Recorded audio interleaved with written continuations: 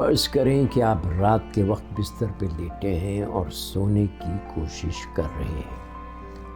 آپ کو ساتھ کمرے سے شور سنائی دیتا ہے۔ آپ بہت سے مختلف امکانات کے بارے میں سوچ سکتے ہیں۔ اگر آپ کو یہ سوچ آتی ہے کہ گھر کی چھت پر درخت گر گیا ہے تو آپ پریشان ہوں گے، اوپر چھت پر جا کر چیک کریں گے۔ اگر آپ کو لگے کہ گھر میں ڈاکو آ گئے ہیں تو اس کے نتیجے میں آپ خوفزدہ ہو جاتے ہیں۔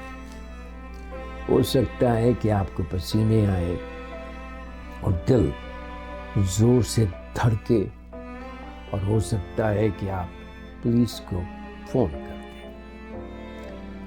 اور اگر آپ کو یہ سوچ آئے کہ کمرے میں بھوت ہے تو آپ خوفزدہ ہو جائیں گے اور آپ دعائیں پڑھنا شروع کر دیں گے۔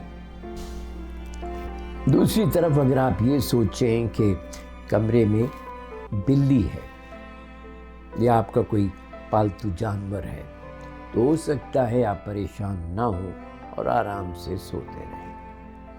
تو دیکھیں، واقعہ ایک ہی ہے، لیکن ہمارے جذبات اور ہمارے ایکشنز کا، ہمارے عمل کا دار و مدار اس بات پر ہے کہ ہم سوچ کیا رہے تھے۔